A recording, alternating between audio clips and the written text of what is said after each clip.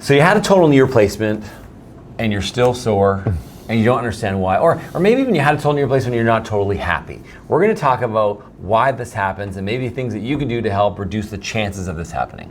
The painful total knee. Yes. It's an enigma. It happens. Yeah. We've all seen them. We've all had them occur. Yep. What's your approach? First, welcome to Talking with Docs. I'm Dr. Brad Winning. I'm Dr. Paul Zell. And leave a comment. If you have a painful total knee, if you don't like your total knee, you know someone that hates it, please leave a comment. It'll help someone who's in the same boat as you. We guarantee you, you are not alone in this boat. So the short version for my answer is 1 in 5 people don't totally love their knee for a long list of reasons. We're going to talk about some of them. Some of them preventable, some of them not preventable. But I think it's a really good operation for the right patient, but it is not a perfect operation. No. Would you agree with that? I totally agree with that Yeah. because, and I tell people that, one of the complications of this is ongoing pain, which is weird because you're doing it for pain. Right. But would you not say that the lion's share of patients of yours would say they have drastically reduced their pain? Maybe their pain didn't go from like a 9 to a 0, but it went to like a 1 or a 2. So they're way better than they were. They're just not perfect. That's why we keep doing them, because we do have so many people who do really like it. Good evidence. But unfortunately, there is a chance that you may not love your total knee replacement. However, the entity of the painful total knee demands a sort of proper approach to figure out what's going on. Totally agree. Okay. Like say if you're seeing a second opinion. Yeah, often a second opinion, or even one of your own patients. Yeah. If someone has a painful total knee, there's a few things we have to rule out to make sure that it's not one of those things. Okay. Even though the overwhelming odds are that it is probably just a total knee. A total knee that people don't like, because Right. that's a 1 in 5 chance, and these other things are much less than a 1 in 5 chance. Right. But these other things are treatable and should be identified if possible. And the one thing that I would say too is that I think I could have 2 people who have the exact same looking knee, like same range of motion, they would describe their pain level the same, and one person is like super happy with that outcome, and the other person's not happy with that outcome. Yeah. And we'll talk a little bit about that first. Okay, so the serious things that we got to rule out, we start at the beginning. What's your number one? Infection. 100%. Whenever we see a painful total knee, we're like, I wonder if this thing's infected. Right. And so we can work that up through a history, physical examination, and some investigations to help try and figure out if it's infected or not. Even with all that we do, it's still sometimes hard to tell. Right. Even if all that stuff's negative, and that you might still have an infection that we're not going to discover for a few months now. And at least if you have an infected total knee, it's a treatable problem that might get you out of that group. Yeah. Okay, that's number one. Number 2 for me, I would say, is a loose total knee.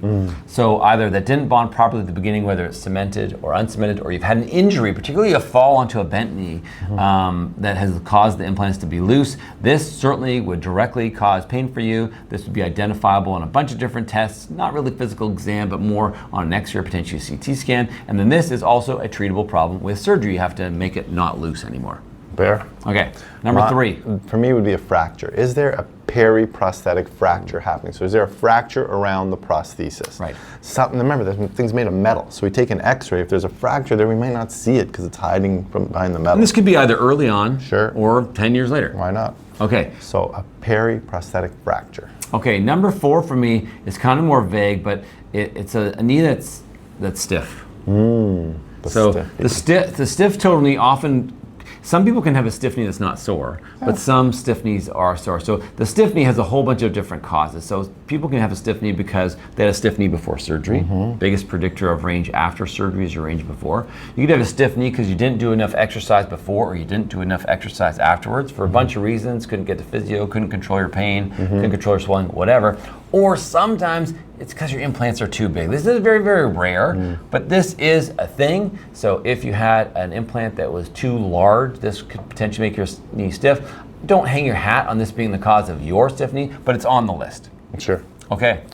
The next one for me would be a referred pain. Okay. So surprise, the pain's not coming from your knee, it's coming from somewhere else. This is for me one of the most difficult ones to explain to patients. I just don't think I do a good enough job explaining this to people because they don't believe me. Sure. Right? And the classic example is a severely arthritic hip. So you're saying my knee hurts. I'm like, got it, it's your hip arthritis. Like, no, I said my knee hurts. Why is this guy not listening to me? And I'm saying, no, it's your hip arthritis that's causing your knee pain. That's impossible. My knee hurts. I just had knee surgery. My knee hurts. There can be referred pain from other parts of the body that you feel and are 100% sure is coming from your knee, but it's not. It could be coming from your hip. It could be coming from your back. Okay. Those are 2 areas that can trick you into thinking there's something wrong with your knee, when really it's a problem in your hip or your back. Okay, I got two more. My second last one is the patella.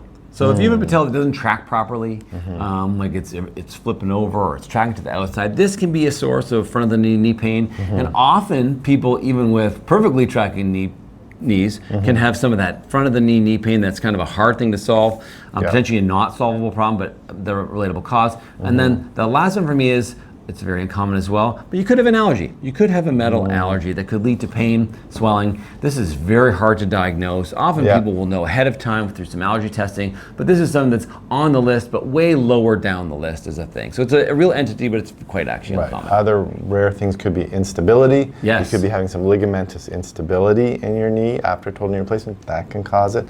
Or it could be something weird and wacky, like gout going on in the knee, or some kind of inflammatory process in the synovium that's not infection. These are sort of rare things that can also cause it, or recurrent bleeds into the knee. If you have a bleeding disorder, hemarthrosis, you keep getting bleeds into the knee, that can be painful too. And your surgeon will have a very stepwise kind of process to rule out as many things as possible. And sometimes you end up with a diagnosis, and unfortunately, sometimes you don't. Yeah. What I would say is, on kind of the unhappy knee side, more or less than the painful side, we talked about unmet expectations. There have been very good studies to show that unmet expectations is probably the number one modifiable risk factor for unhappiness after a knee replacement. What does this mean for you? Well, A, it means that, when we say this all the time, you should wait as long as you possibly can. Yeah. And the reason people are like, well, why? Why do I want to suffer? I'm 52, I want to live my life. And I'm like, listen, the reason is, the surgery, it's going to be essentially the same whether you're 50 or whether you're 70. But the longer you suffer with it, and the more pain you have before surgery, the greater your relative improvement is. Right. And so I use an analogy of painting a house.